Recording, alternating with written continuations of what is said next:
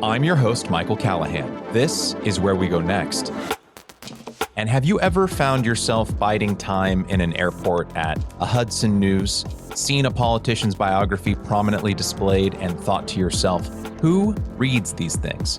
These vanity projects, these self-congratulatory, often banal attempts to reframe one's own flawed legacy. But what if within the pages of these autobiographies, hiding in plain sight, were novel observations into the character and motivations of their authors? Our guest today has made a career of digging deep within these texts. Not only books by politicians, government officials, and candidates, but centuries-old essays and decades-old commission reports, along with Supreme Court decisions and congressional investigations, and mining revelatory insights that most other people miss. Carlos Lozada is an opinion columnist at the New York Times and co-host of the Matter of Opinion podcast. He has won the Pulitzer Prize for criticism, and he's the author of What Were We Thinking? A Brief Intellectual History of the Trump Era. His new book, The Washington Book, How to Read Politics and Politicians, is out now. Carlos, thank you for joining us. Thank you for having me. Appreciate it.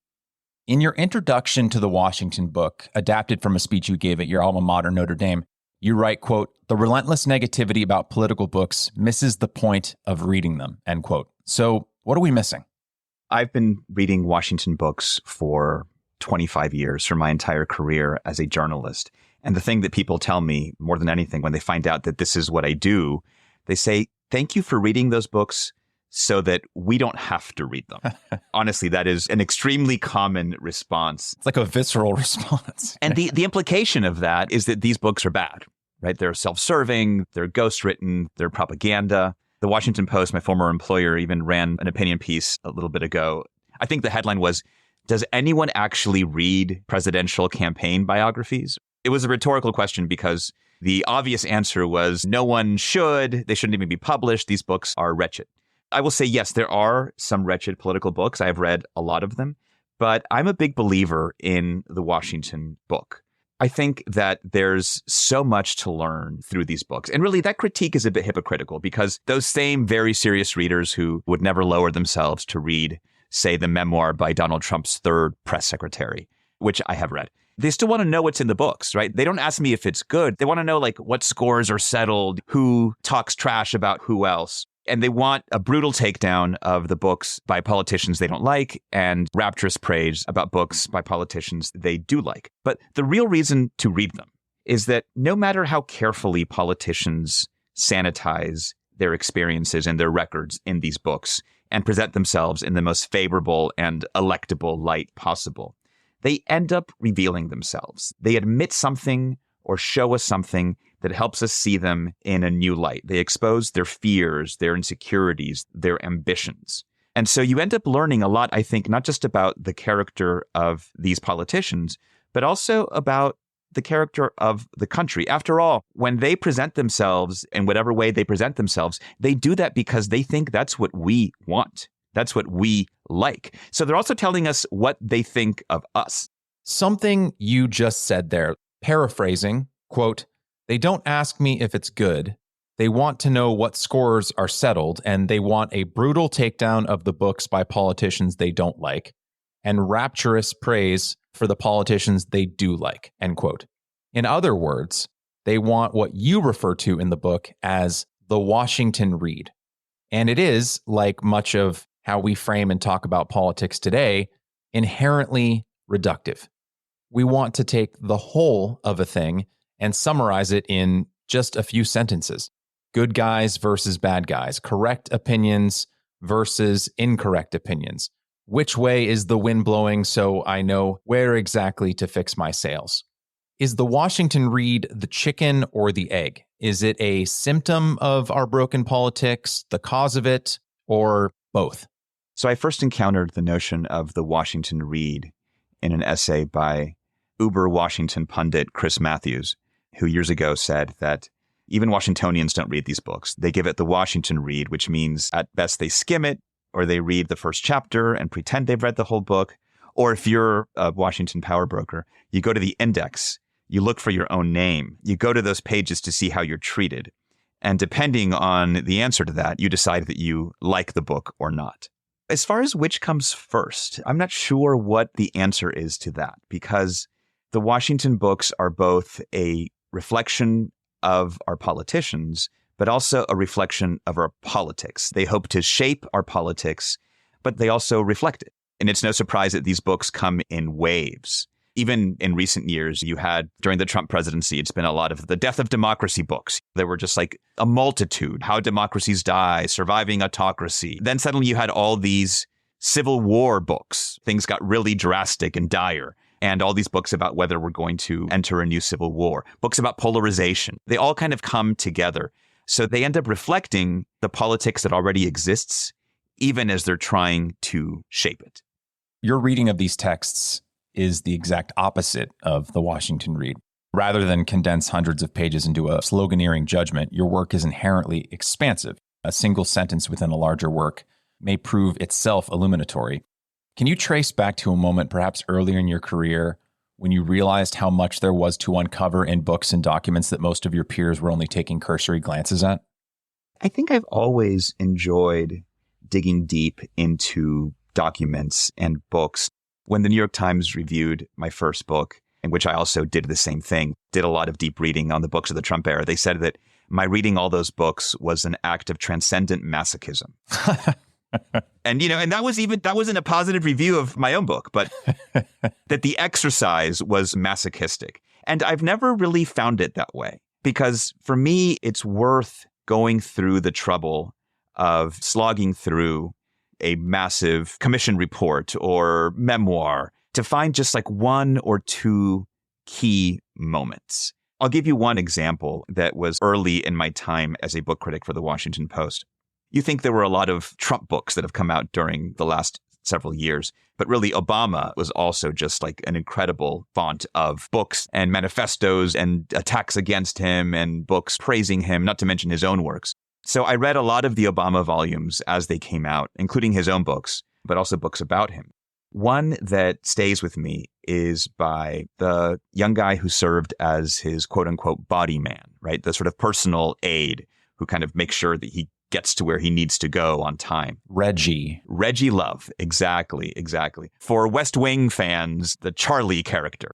Reggie Love wrote a memoir called Power Forward, My Presidential Education. And he tells the story of one time during the first presidential campaign, Reggie forgot to bring Obama's briefcase on the plane, which is a huge no-no. That's your one job, to make sure that he has his stuff. He was worried he was going to get fired. Obama was annoyed, but he ended up forgiving him.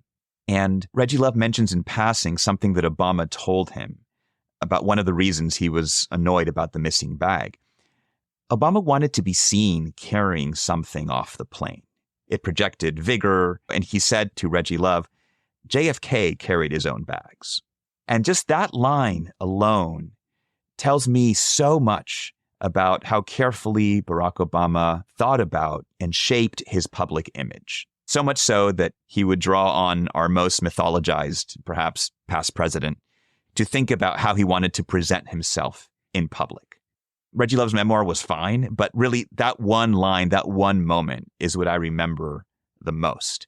And more than any big reveals, more than any sort of like news-making material, it's often little moments like that in a book that otherwise you might not think provides enormously lasting material that really does prove lasting, that tells you something about people in power. So I always think of that moment, JFK carried his own bags, as like a little gem that I found inside Reggie Love's book.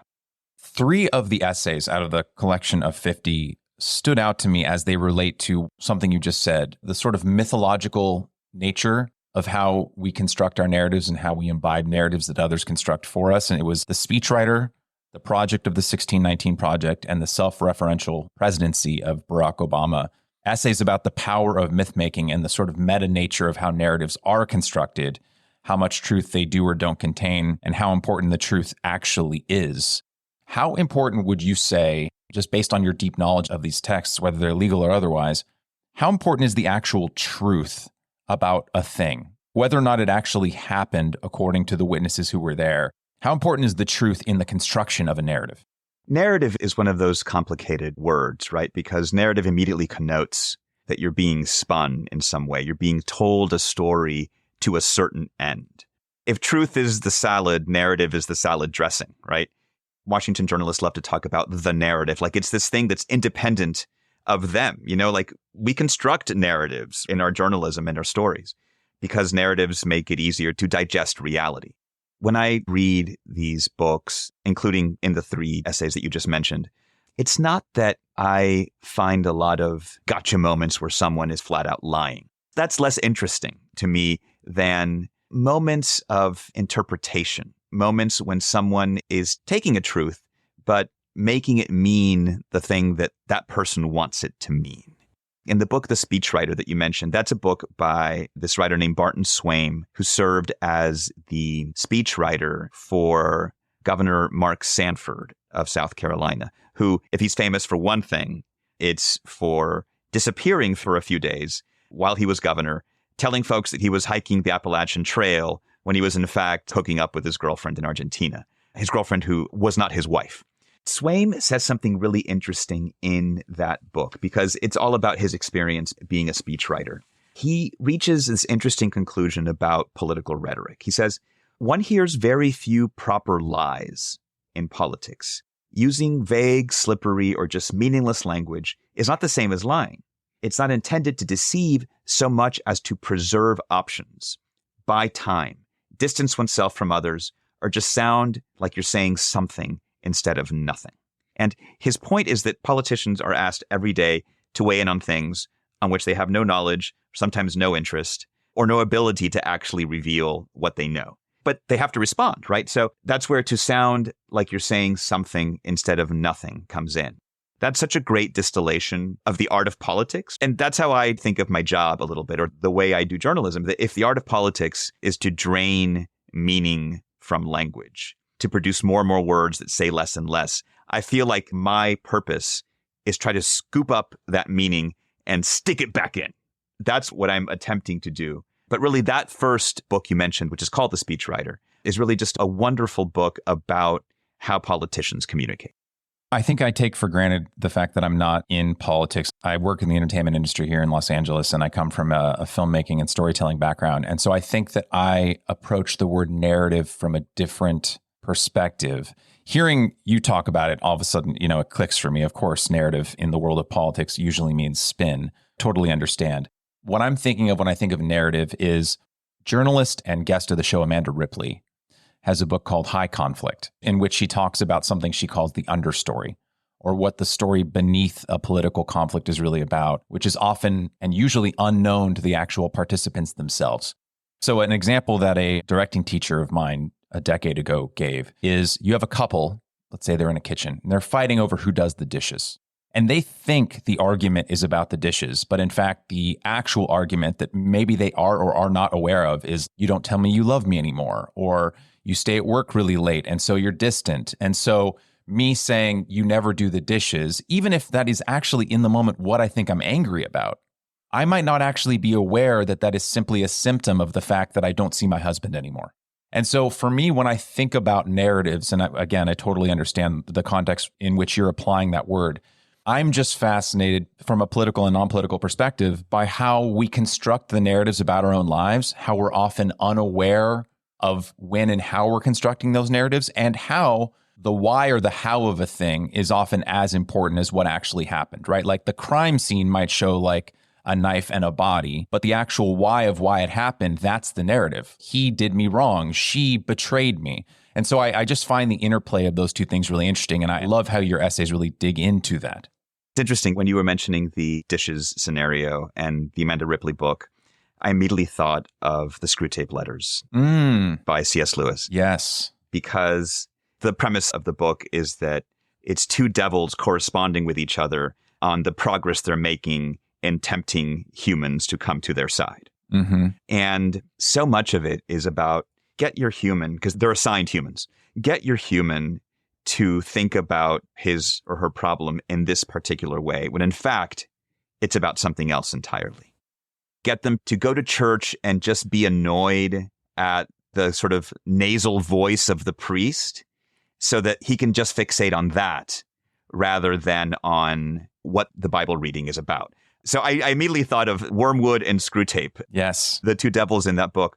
But I think you're right. And here's maybe where sort of the Hollywood and Washington versions of narrative come together, is that narratives are cumulative and they build on each other over time. And so you think you're having a story arc that is about one particular thing, but actually there's always far more depth to it.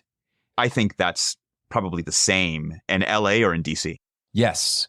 You know, at a recent event for your book, you were being interviewed by journalist and Atlantic staff writer Mark Leibovich, and he said, quote, "As journalists, we have our noses pressed against the glass. We can see inside, but we're not quite inside. You," speaking of you, Carlos, "have an even greater remove, in that you are not chasing Marjorie Taylor Greene around the hill. You are actually reading books about that." And then he asks you, "Do you ever yearn for a closer look?" End quote. And I found that question really interesting because I'm not sure if Mark meant it like this, but it feels like a judgment to me, and if I may be so bold, an inaccurate one, because I would argue just from reading your works, Carlos, that your method does give you a closer look, right? Like to harken back to the sloppy crime scene analogy, your look at these public figures is more intimate than what might actually be possible were you actually physically with them day to day. If you're trying to catch a mosquito in the air and look at all of its details, it's much easier to do when it's encased in amber and you can look at it from all angles all the time. And this was something I never even really considered. Before reading your essays, I would have assumed that it is actually the advantage to be as close to the person you're covering as possible. But now I realize in the same way that we are not always aware of the problems within our own relationships, but our closest friends can tell us that we should probably get a divorce. Similarly, you almost need a remove to attain the kind of intimacy you need to see those small details. First of all, thank you. I love the idea that it gives me a better vantage point than all the reporters out hustling around town. I think it's a different vantage point. I think they're both useful. And a lot of the books that I read and I write about in these essays in the Washington book are about books by journalists who have done all that important legwork. And so I benefit enormously from it. I think that it's just a different vantage point. I don't know that it's necessarily better. I find that it works for me. In part because I think of these documents, these books, as my own primary sources. Rather than having a high-placed source in the White House, I read all the White House memoirs out of a certain administration. That tells me plenty about what they think. And also because everyone's the hero of their own story. No one's a marginal character in their own life. I guess it'd be rather sad if they were. In these books, you have to know that going in, that this mid-level aide is going to present herself as if she were vital to the whole enterprise. And that's not always true, but it's just a useful perspective. I find it compelling. The TV critic for the New York Times, James Poniwazik, wrote a really interesting book called Audience of One, where he attempted to make sense of the Trump era in American politics through television, both through Trump's use of television as a politician and as the host of The Apprentice before, but also just in what television gave us in the decades leading up to Trump and Trumpism, like the rise of the anti-hero in Breaking Bad and The Sopranos. He feels that gave permission for a politician like Trump to arise.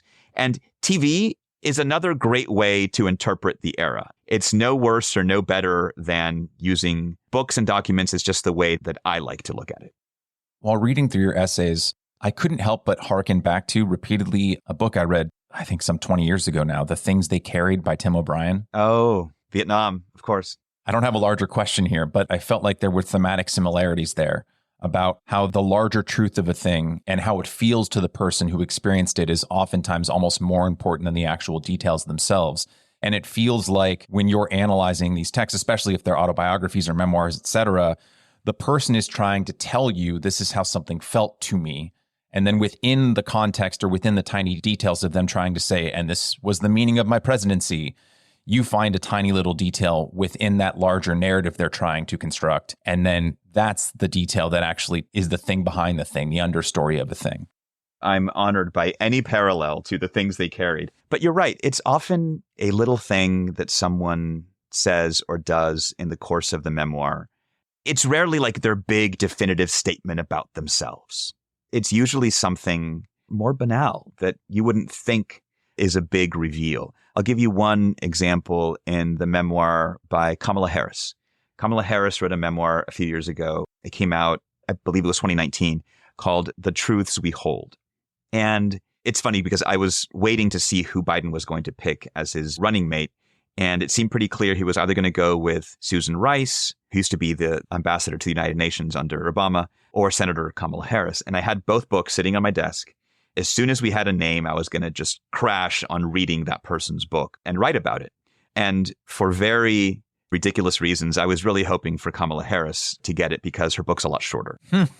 And it would be a lot easier to get through her book quickly. But here's one thing about that book. Harris keeps bringing up this notion of false choices. For instance, she said, it's a false choice that I have to support the police or that I have to be for police accountability. I'm for both. It's a false choice that I have to be either for the rights of undocumented immigrants or the rights of native U.S. citizens. I'm for both. And it's a phrase she's used even as vice president. It sounds very sage and wise to dismiss something as a false choice. And she may be right. She may be right about all these things being false choices. But politics is entirely about making difficult choices between competing priorities. And I think her default to this phrase so often, to me, suggested that she doesn't want to make some of these difficult choices, and she straddles two sides of difficult issues. And that may be one reason that she seems to have had a hard time carving out a very distinctive role as vice president. She doesn't like these difficult decisions, so she says they're not real. And that's not her big statement of beliefs or of values in this book. This is just something that I just picked up on because I saw it a few times. And then once I noticed it, I couldn't think about anything else.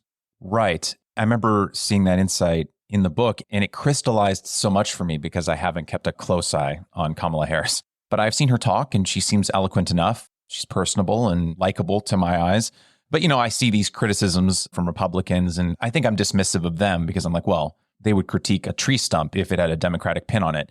But when I see critiques coming from her side of the aisle about how she's not a good VP or she's not fit for the role, I always was kind of left wanting for explanation because I was like, well, obviously I can't see behind the curtain. I can't see what she's doing. But just from her public facing life, I guess I don't understand these critiques because she seems in her speeches kind of just like every other VP I've witnessed in my adult life. But your insight into how she frames it as these are false choices, we don't have to pick between the two, as a way to illuminate the fact that she seems unable to make the hard choices because every choice in politics is always going to be a hard choice because you're always going to let someone down. And she seems reluctant to make those choices, all of a sudden made those things click for me.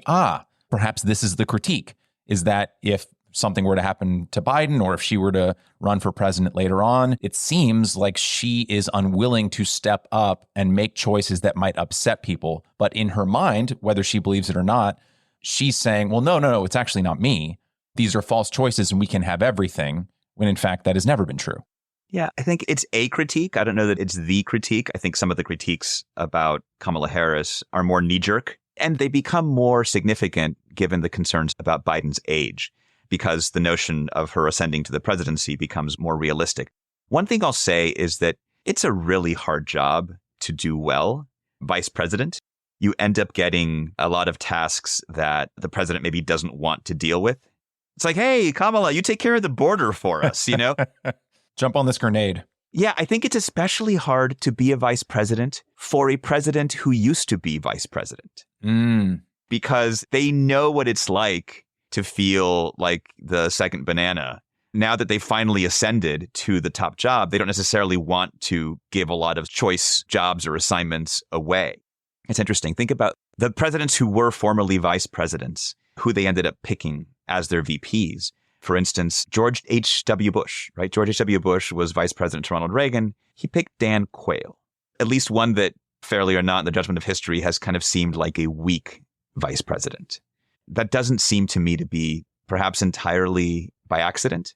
I think that it's especially hard to do the job working for a person who used to do the same job.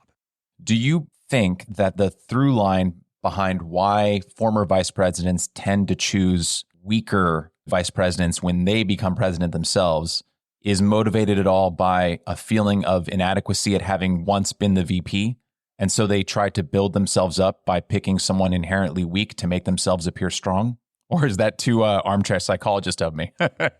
No, I mean, I'm sure that people who have had the job pick their own VPs differently from those who haven't had that same experience. I'm not sure if it's precisely because it's like they're exacting revenge on their own past experience. One thing that I think is interesting, Obama, who of course was president and picked Joe Biden as his vice president, Obama would often refer to Joe Biden as my vice president.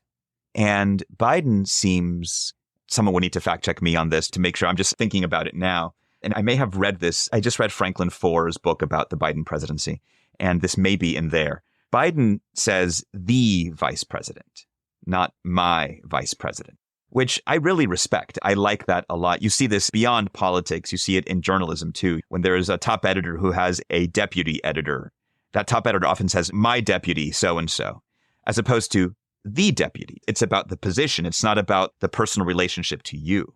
And I think that's a sign of respect in politics. That's a case of Joe Biden signaling that his vice president isn't just subservient to him, that his vice president is the vice president and has a significant job in her own right. And so I think that distinction only will come out of someone who himself served in that subordinate role. And it probably grated on him every time Obama said, my vice president. And that idea of referring to those around him, to the White House, as my, constantly relating things back to his own personal story is something you touch on in your coverage of President Obama and how he referred to and refers about himself. Quote, Obama said to the Washington Post in January 2009, I'm the one who brings change. It is my vision. It is my agenda, end quote.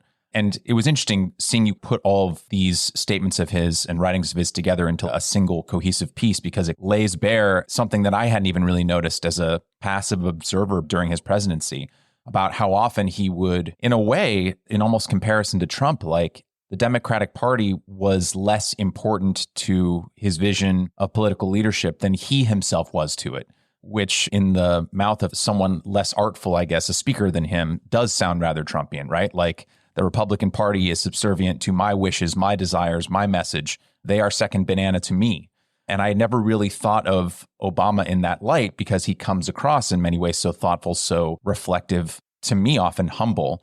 But seeing all of that kind of laid out, I'm like, oh, whether intentional or not, he seems to have a bit of an ego on him. I think anyone who aspires to the presidency has that's probably true. Has an outsized ego on those shoulders. What's interesting, I hadn't really thought of that during the Obama presidency.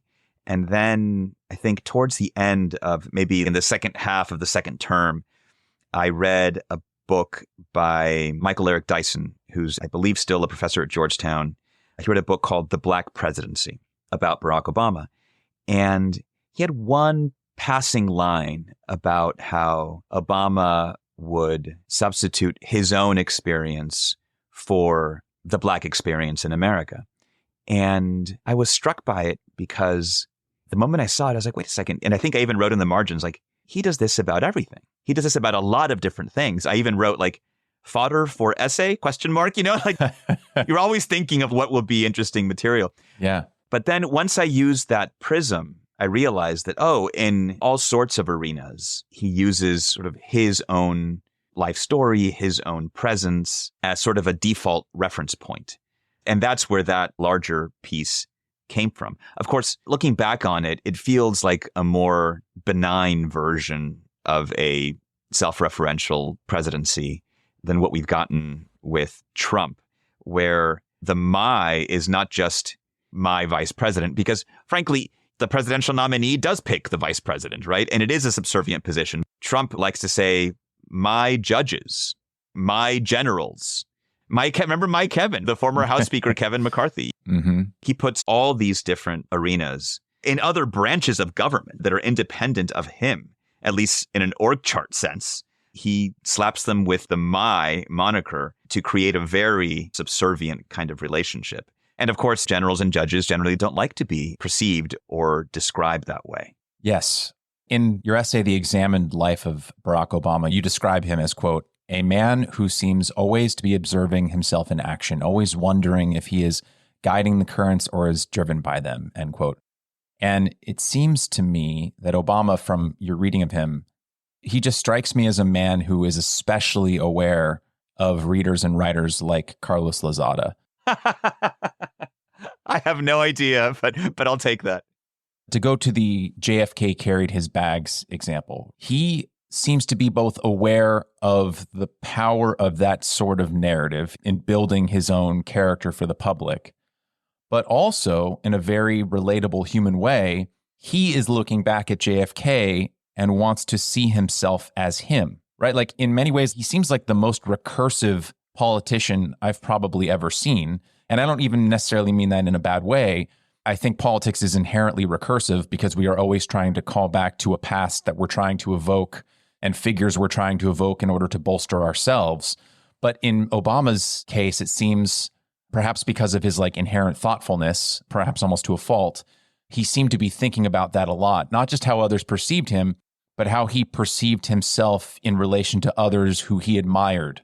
Yeah, it's interesting. So he's written 3 books. Dreams from My Father, which was the memoir that sort of no one paid attention to when it first came out in the 90s and then became a sensation when Obama became a sensation. Then The Audacity of Hope, which felt like a pretty straightforward, unremarkable campaign book, either when he was running for Senate or running for president sometime then. And then Volume 1 of his presidential memoir. I believe it was originally intended just to be 1 volume overall to capture it all, but I guess he went really long, because there's going to be a Volume 2. And of those 3, I think Dreams from My Father is far and away the best book, just the most beautifully written. Biographers have found that he compressed characters and played fast and loose with some things, but it's just a wonderful read. He's sort of cursed by the quality of his first book because it's going to be hard for others to measure up. One of his biographers, David Garrow, who wrote a pretty tough biography of Obama, especially highlighted how he felt Obama was constantly curating his own life and his own image, ruthlessly focused on developing the kind of persona that could lead him to this great ambition that he said he had very early on, to be something like the president of the United States. And I think you get some of that as you're reading his works and his speeches. He doesn't have to be so ruthless once he's looking back on the presidency, once he did his 8 years. And so his memoir of the presidency, A Promised Land, I feel like he's too much in his own head sometimes. There's some incredibly human moments that I remember. Again, often in these books, there's just 1 or 2 key things that will stay with me for a long time. And for me, with Obama, it's his first night in the White House. Imagine how disorienting that is. Like moving to a new house is disorienting, let alone moving into the White House. Obama, that first night, didn't know what to do with himself. And so when everyone else is asleep, he just went around the house turning the lights off, which is like the most dad thing I've ever heard of. Like I do that. And that I loved because it just created the sense for me of like, this is a remarkable person, but also a regular person who has suddenly been thrust in this situation. Yes, it reminded me of Annette Bening's reaction to being in the Oval Office in The American President from 1995. I remember that. Yes. That kind of feeling of awe and what am I doing here? And leaving through the wrong door. Right. Exactly. Yes. One of the classes that I had forgotten in film school, but reading your essays made me remember, and I feel silly for having forgotten it, but it was a script analysis class, specifically how to analyze a script as a director. And it was to very carefully read all of a character's dialogue and look for bits about that character in phrases that might seem like nothing when you're reading it. But if you look at it through the lens of who the character wants to project themselves to be, that oftentimes a kind of statement that on its face says A might actually be trying to cover for a perceived flaw that is B. Looking at your analysis of someone like Obama made me think back to a phrase that he would use all the time, and it made me think back on it in a completely different light, and I wanted to just get your thoughts on it. It's almost a meme at this point, but the phrase he would almost always say at the start of a statement that he really wanted people to pay attention to was, "Let me be clear." And it's interesting that he used that, right? Because one of the critiques of Obama, I think, was that he was often so professorial and long-winded that his speeches, or at least his contemporaneous speeches, were the opposite of clear. Rather than declarative, it was like, okay, what is the point? It's a long and winding road to get to where you want us to go here with what you're saying. And so in that way, it's almost like thinking about the very statements that someone's trying to assert. And I think you can do this with any president or any public figure, right? Can oftentimes be the very thing that they're using to hide what they perceive as a weakness or a critique. I'm remembering now a colleague of mine at the Washington Post at the time named Alec McGillis, I think early in the Obama presidency, wrote an essay about "let me be clear" being one of his default lines. And it was almost always a signal that what followed was anything but, was not going to be clear. You think it means that he's going to tell you like what he really thinks, right? Without any ambiguity or without equivocation. But I think it was sometimes used as a way to insulate the case he was making by making clear that, well, I don't expect it to achieve everything. So like the surge in Iraq is succeeding, but let me be clear, it's not the solution to all of Iraq's problems. That sort of thing. And sometimes it was the opposite. Sometimes it was like, let me be clear, I've been consistent on this issue from day one, right? But often it was almost like a safety valve. It was a way to explain that maybe you shouldn't put all your hopes into this one basket. This is not specific to Obama. I think a lot of politicians do this. It's a way to kind of shore up your perceived weaknesses. If you're perceived as being a policy lightweight or weak on defense, you emphasize the opposite. Let me be clear. When I'm president, I will spare no expense to protect our troops, right? If you're already someone who's considered to be that kind of person, you don't necessarily preface it with the "let me be clear." Let me be clear implies that there's some lack of clarity around this subject. But yes, it was a favorite of his. But I like what you said about how we think about the specific words that people use, because there can be real ambiguity sometimes in what appears to be a very straightforward sentence. Did you watch any of the January 6th committee hearings that were aired on TV? Some of it, yes. Yeah, there was a moment where this young woman named Cassidy Hutchinson became sort of a star of the hearings because she used to work in the Trump White House and she was there on January 6th and was giving you play-by-play of what was happening around Trump when he gave that big speech. One of the things that was going on is that he was upset because the metal detectors, the magnetometers, were keeping people from going into the area where he was giving the speech. And Trump is about nothing if not big crowds, right? He wanted a bigger crowd. He wanted all the people to be in there. And so he was pissed off. And he said something like, "Let them in. They're not here to hurt me." And when I think about that sentence, that can mean two radically different things depending on where the emphasis was, which word. If Trump said, "They're not here to hurt me," if the emphasis is on hurt, then it means they're here to support me. They're here to cheer me. They're here to praise me.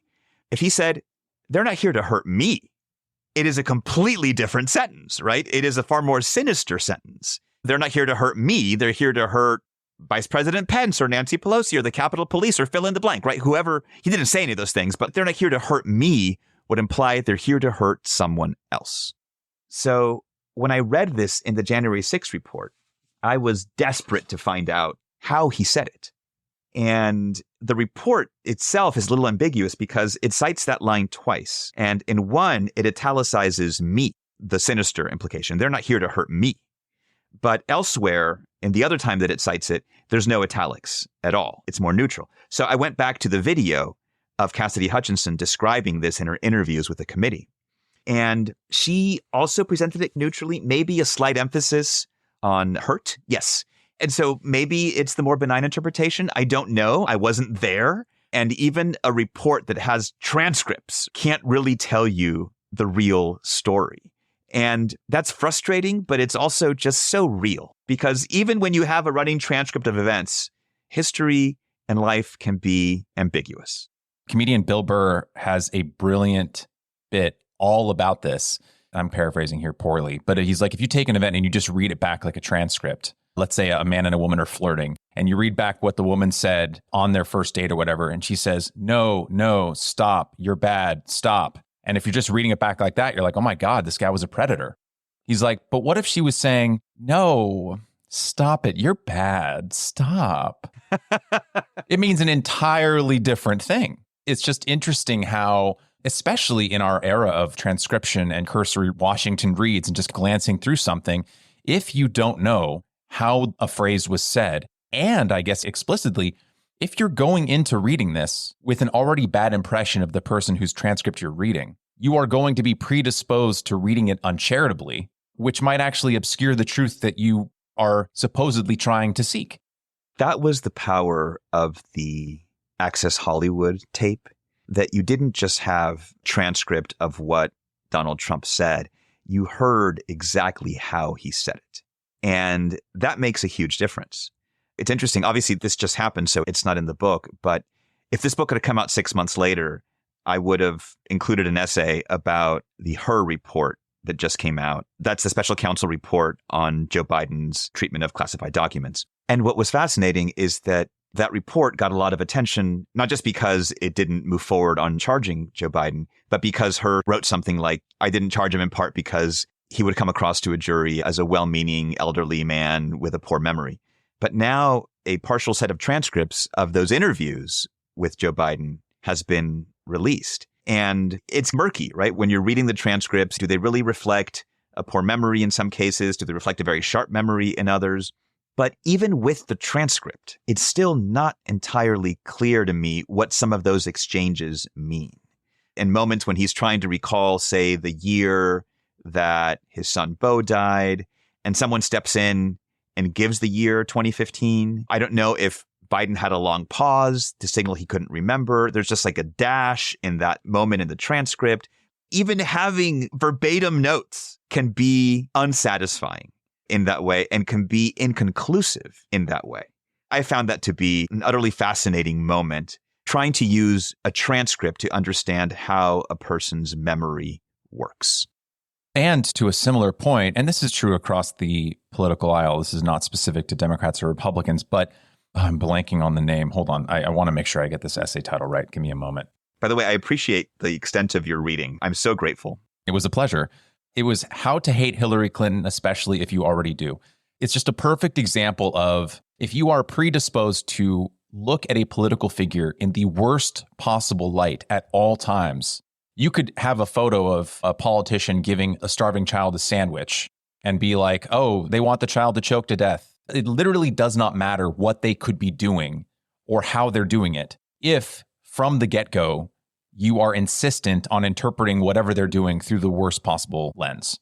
The collection is filled with these kinds of examples. And it goes the other way, too. If you are predisposed to like the person, or they're on your team, or you already think well of them, then they can make horrible mistakes or even do awful things. And you can find a justification for why they did it that makes them look better than they might actually look. I think that's true. And I wish I could say that I'm just above it all. And so I see what everyone really means, and I distill that in my writing. I think I have the slight advantage of having a set of political beliefs that are really scattered and all over the map. My overwhelming political value is a skepticism. I don't believe anyone. And so I think that I try very hard to not walk into a reading of a memoir or of a report with a very clear predisposition. That's in part because in the end, I feel that people will be more interested in what I learn from an experience of reading than what I walk into that experience with. That's what I try to do. In the case of the Hillary Clinton essay, that was my look at sort of several books. There was just this like Hillary Clinton hatred industrial complex. It was a remarkable, endless set of volumes about how terrible Hillary is. And this long predated her candidacy. This was decades in the making since she was First Lady.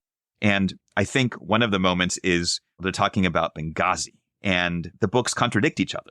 One of them said that Clinton lied about Benghazi because really she was corrupt and lining up reconstruction contracts for her cronies in Libya and didn't want anyone to think that Libya was falling apart. So that's why she lied about Benghazi. But then another book says that, no, she really lied because she didn't want anyone to figure out that al-Qaeda was still a threat. These are like completely different motives, but it doesn't matter. Like, why not both? You can always assume the worst. That to me was a really great example of that willingness to go into a story with such a clear predisposition that whatever you believe, even if they contradict each other, it can all be part of the story. Trump is a carnival barker and a fascist. Joe Biden is both so senile and forgetful that he can't find the Oval Office, and also he is so conniving and intelligent that he's, lining his pockets through corrupt. Yes. Yeah. Actually, he's a bumbling, doddering guy that's about to keel over, or he's this Machiavellian. Yes, exactly. Corrupt guru. Pulling all the strings. Yeah. But it's almost like just throwing everything at the walls, trying to see what will stick. And so it almost doesn't matter if you are purely a partisan warrior. All of these things, the answer is always yes. I really, truly appreciate this about your writing, Carlos. You treat the reader with enough respect to presuppose our intelligence. I feel like a lot of political writing, it starts from a point of view that the reader is an idiot and that the author has to hold their hand so that they know how to think correctly. And I feel like this is true of a lot of things. I feel like this when I'm watching movies sometimes. I'm like, okay, so the director thinks I'm dumb, and so they have to spell out every theme. They can't leave anything to chance. They don't want me to interpret anything. They want to tell me exactly how to feel at all times. And I feel a lot of this with political writing, which has actually turned me off to almost the entire genre. And so it was deeply refreshing to read your work and be like, okay, he's not without his own opinions, but he makes it clear when he's giving his opinions. But he also treats me with enough respect to present me with the facts that he's found and let me feel however I want to feel. I feel like that is an increasingly rare thing in political writing. I feel like a lot of writing I come across these days, wants me to be like, this is bad. Here's why it's bad. If you don't feel it's bad, you're bad. Yeah, I think the writer Matt Iglesias said this, that there's this almost built-in expectation that whatever you're writing about, you have to say, which is bad, or which is good. Yes. Which I support, which I oppose at all moments. And frankly, I don't mean to be rude to my many, many outstanding colleagues who cover politics, but the barriers to entry to political coverage are not high. Some do it far better than others, that's for sure.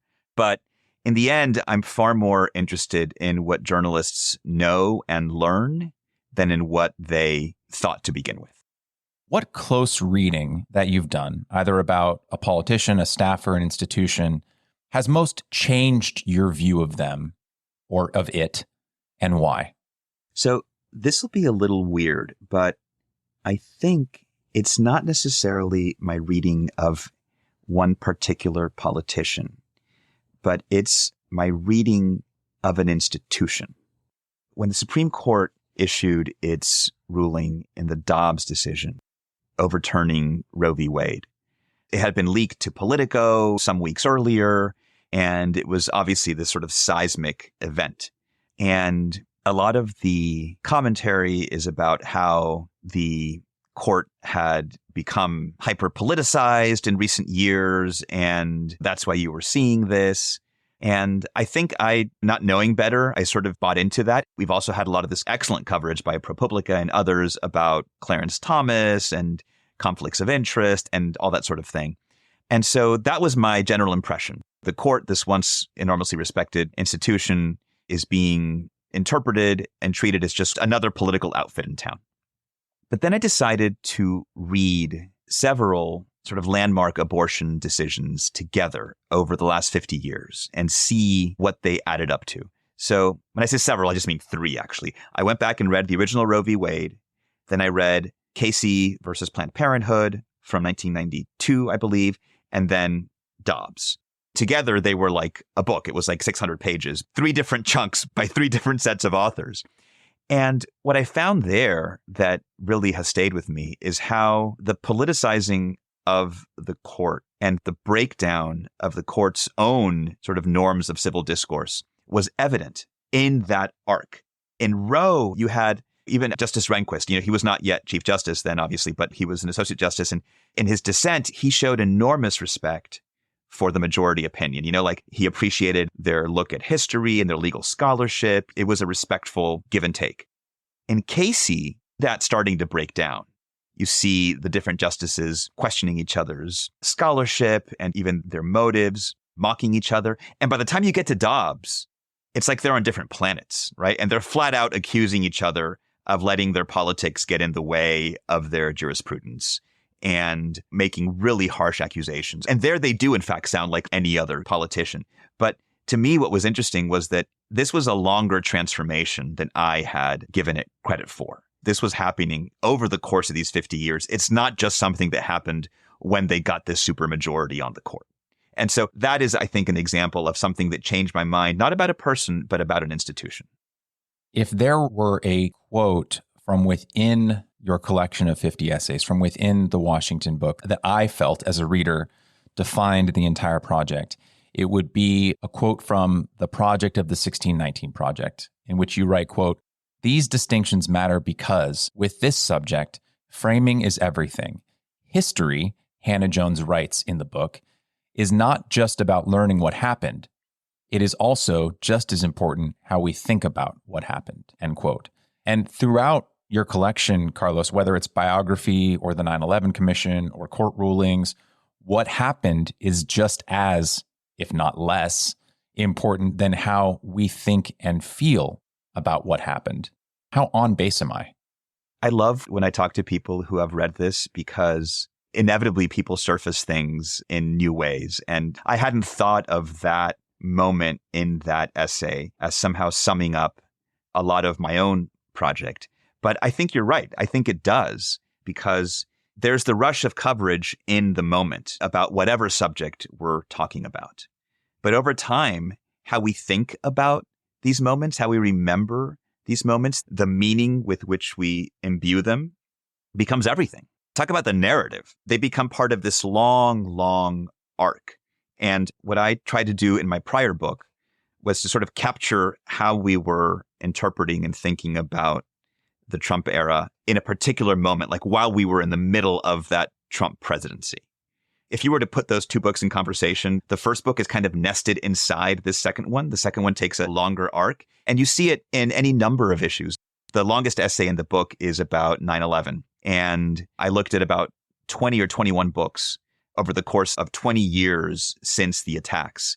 And the way we think about the attacks today appear radically different from the way they felt in that initial moment. In the end, this is a long game, which is why I think you see so many of these books and why people are always competing to try to shape not just their own narratives, but the national narrative as well. If we look at the arc of your adult life, or your career at the very least, you were initially a consultant at the Inter-American Development Bank, then an analyst in the research department at the Federal Reserve Bank of Atlanta, now a Pulitzer Prize winning journalist writing for the New York Times. If a decade or two from now, if someone were to give your story a Lozada-esque read, what moment, what small detail of your life would they be able to hone in on and mine from it a larger truth? Oh my gosh, that's a great question. But by definition, Michael, any answer that I give you will be the wrong one, because only someone else can find that thing that I don't think of, my tell. What is my giveaway phrase? What I think of as the big moment may not necessarily be what someone else thinks of as the big moment. But I think you put your finger on one moment that I do think of as a key moment in my own life. I never thought I would be a journalist or a writer of any kind. There's no one in my family really who's done much of that. They're a bunch of lawyers and like policy wonks and stuff and business people. Initially, I studied economics in college and in graduate school, and I wanted to maybe go back to Peru and work in the finance ministry or the central bank. And that's why I was working at those places, at the Inter-American Development Bank and at the Federal Reserve. That was the plan, right? But, what do they say? If you want to make God laugh, explain your plans. And I just sort of realized in my mid-20s that that was not the right move for me, that that's not what I was meant to do. I felt like I wasn't putting anything unique of myself into that work, that you could have just put anyone else with similar background and they'd spit out the same reports. And I had this very sort of romantic vision of journalism, and I'd always enjoyed writing just as a hobby. And I thought maybe I can try that. And if it doesn't work, I can always go back to like banking. So part of me jokes like, hey, you know what? It's been a few decades, but I can always go back to banking if this doesn't work out. I got my midlife crisis out of the way early in my mid to late 20s. And that switch to journalism, which I think has given me such satisfaction professionally, was, I think, the key moment for me. I think, as you said, we'll perhaps have to leave any additional insights to some future author a decade or two from now. We'll leave that to them. and I look forward to reading it. Your writing is refreshing, incisive, and perhaps most importantly of all in these times, fair. So thank you for leaving banking behind. Thank you for your time today, and thank you most of all for your work. Thank you so much, Michael. Really appreciate it.